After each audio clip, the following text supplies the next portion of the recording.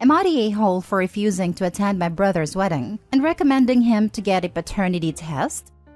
My 22 female older brother, 26 male, was dating his fiancée for a total span of about 3 years before proposing. 2 years into dating, she cheated on my brother with another man. She told my brother about it. He was obviously broken because he thought that she was it for him, and they ended up breaking up. A year went by and my brother was a mess. He was depressed, lost a ton of weight, and my family and I barely saw him that year. He just wasn't the same. After a year passed, my brother progressively got back to his old self. My family and I were very proud and supportive of him. So last week, he contacted our whole family and asked if we can plan a family dinner, as he had an announcement. So we arranged the dinner this past Sunday. We all gathered at my parents' place. He walked in, accompanied by his ex-girlfriend, the one who cheated on him. Safe to say, we were all confused, but my mom allowed her to stay for dinner. He revealed to us that they had gotten back together a few months ago, and as of a few weeks ago were engaged, and that she's also pregnant.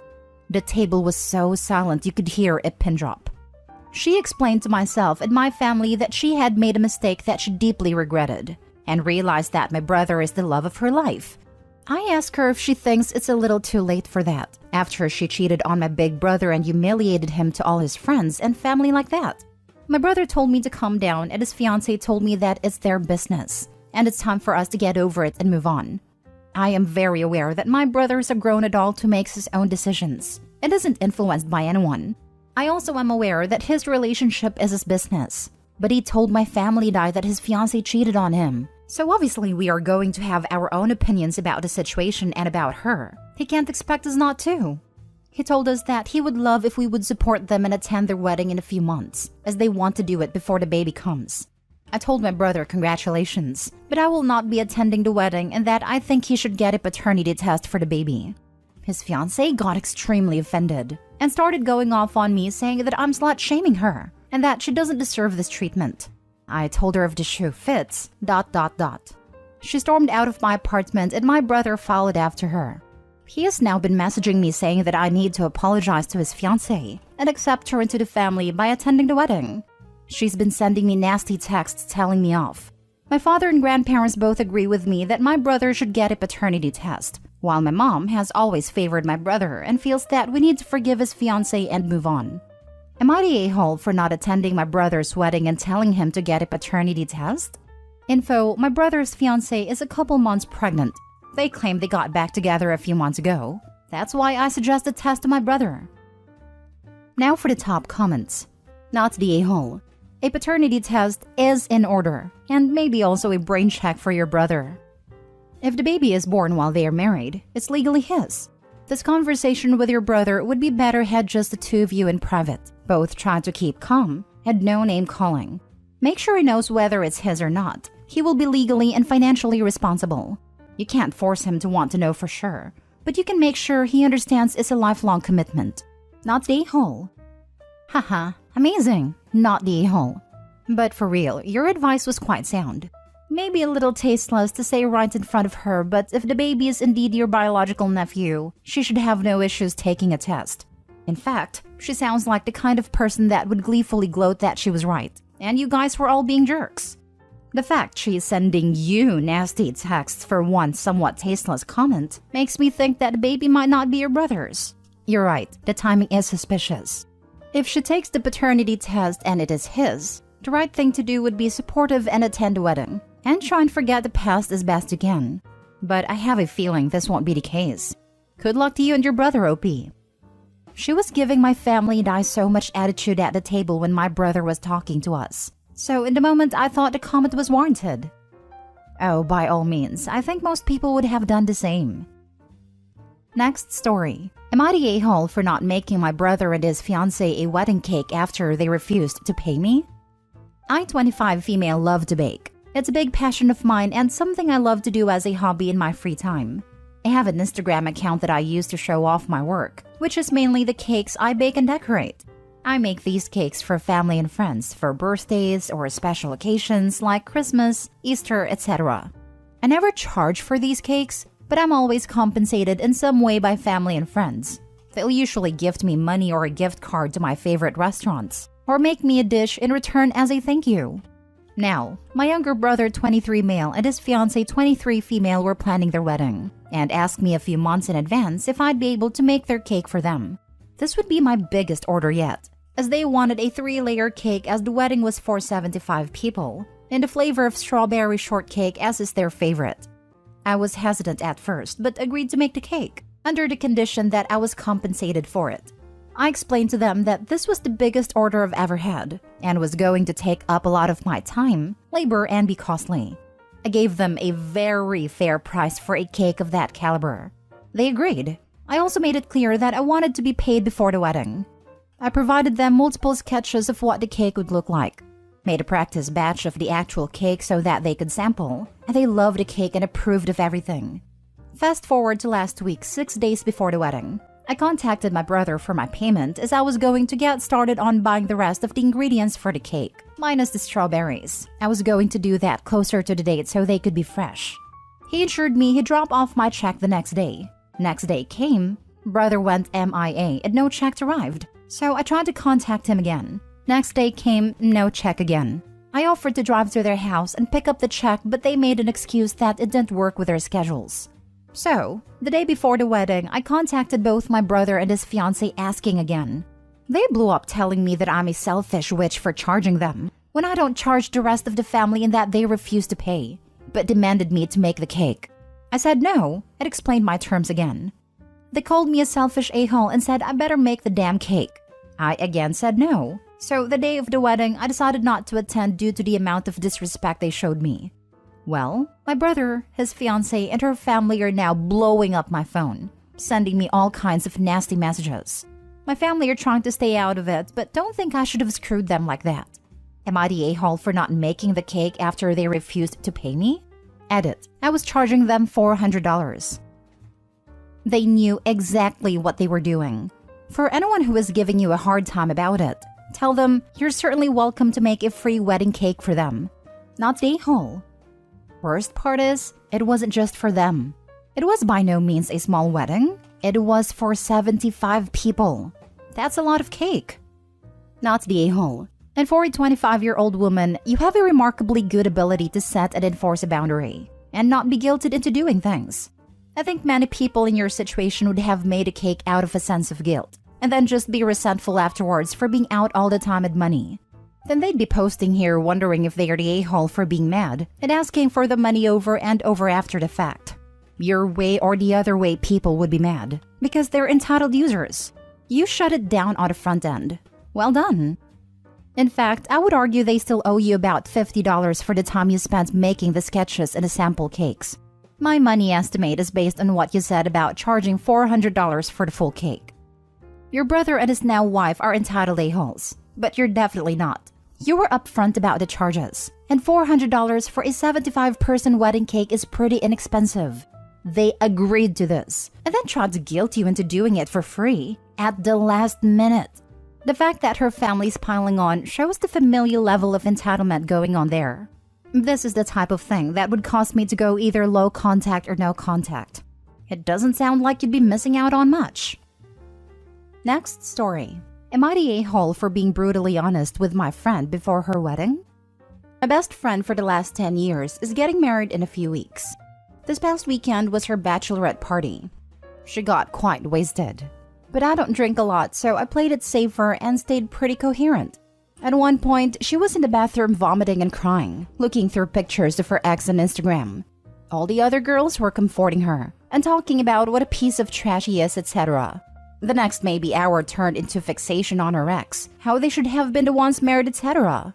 Her ex recently had a baby with his new wife, so I understand it may have opened old wounds, but they split up 5 years ago. I am also one of the few people who actually know why they split up, and all I can say is it was definitely her fault. After the hour, I tried to get us all out of the bathroom and continue the night. The next morning things seemed fine, but then my friend was going through her phone and saw she had called her ex 10 plus times. She freaked out, but the calls were also short and we assumed he didn't pick up. I told her she needed to delete his number from her phone and move on, because it wasn't fair to the guy she is marrying if she continues to be hung up on her ex. Everyone got really upset with me for being insensitive, and I was made to feel like it was my fault for letting her call him. Eventually, my friend asked me to go home early. I learned from one of the other bridesmaids that they spent the rest of the morning bashing me in addition to X. I was told that part of a bachelorette party is getting closure with old relationships, and my judgmental attitude ruined it for the bride-to-be. I talked to my sister about it, and she said while my friend was being ridiculous, that it's my job to put aside my feelings for the bride as maid of honor. We are all in our 30s though, and this seems very odd to me. Am I the a-hole? Edit. I just want to put this here as a lot of people keep asking I should tell her fiancé. In any normal situation I would agree, but in this case, she has been asked in the past to choose between him and her ex. She chose her ex, and made it clear to her now fiancé she would rather be with her ex. But her ex said he didn't want her and left, so she stayed with her now fiancé. So fiancé knows on some level and telling him wouldn't be a big revelation, and likely wouldn't make him end the wedding. It would just make him sad and rub his nose in something that he is aware of. The other bridesmaids are not my friends. I'm only friends with the bride. Also, people keep asking why I am her friend. One main reason, as sad as it is, that I didn't have a real friend until university. The town I grew up in was very small and conservative, and I'm a gay woman. When I came out in high school, I became a pariah. She was the first person who was ever kind to me, ever stood up for me, and was my first friend. So I think maybe I have been more willing to turn a blind eye to her poor choices than I should be.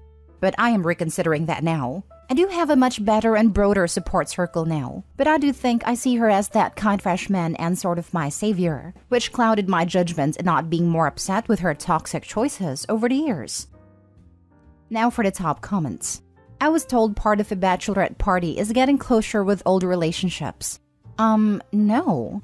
Closure with old relationships should have happened way before accepting a marriage proposal. Not the a-hole at all. Your friend seems to still be carrying a torch for her ex while planning to marry someone else. Poor groom. Right? I didn't think of my ex once during my hens. Or like, ever. Because I don't care. What a weird outlook to have. I think of exes randomly in passing. Something will come up and spark a memory. But I don't have any of their phone numbers, don't check out any of their social media, and I'm certainly not dwelling on any of them. It sounds like Opie's friend screwed up with his ex and can't let go. Friend probably isn't ready to marry someone else.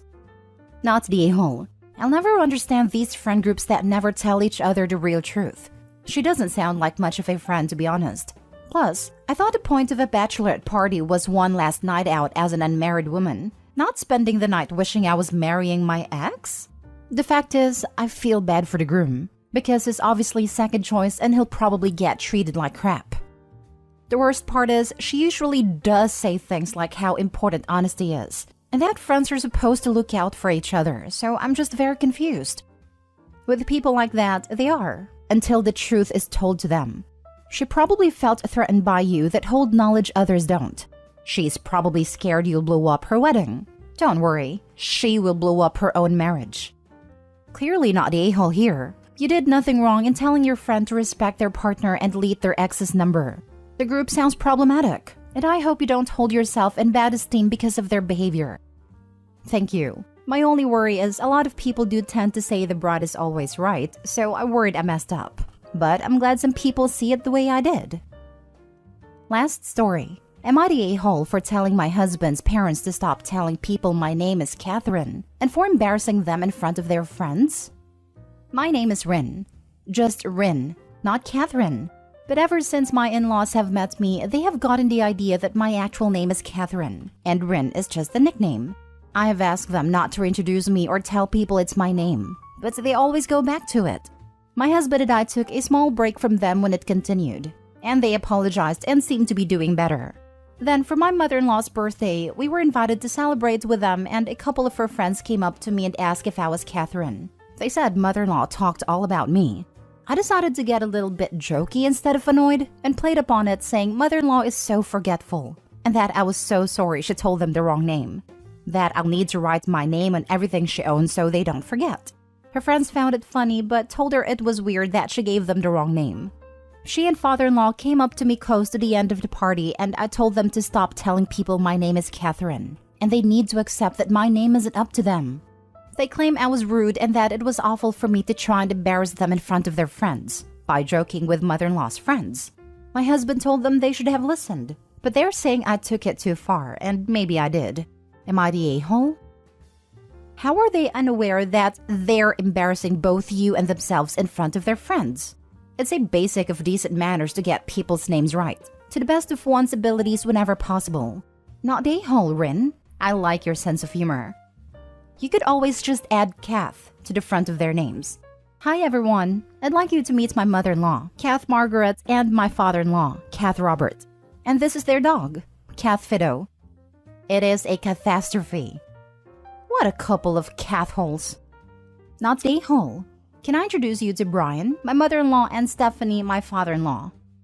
This made me chuckle a bit, because they hate the trend of boys' names on girls. So I could see some mouth foaming going on if anyone did this. Not a hole. This conversation should never have gone past. You. Hey, mother-in-law. I'm Rin. Nice to meet you. Mother-in-law. Oh, hi. I've never heard that name before. Is it short for Catherine? You. No, just Rin. Mother-in-law. All right, nice to meet you, Rin. Because that's how a normal introduction goes with literally every sane person on the planet. My cousin's name is Jill. Just Jill, not Jillian. She had a teacher who refused to believe that her parents would be so juvenile as to name her a nickname, and called her Jillian. When parent-teacher night rolled around, the teacher kept talking about Jillian this and Jillian that. Finally, her dad said, "Who is Jillian? Our daughter is Jill." The teacher tried to correct him. It took a copy of her birth certificate and an intervention with a principal to get the teacher to stop. Some people are their own worst enemies.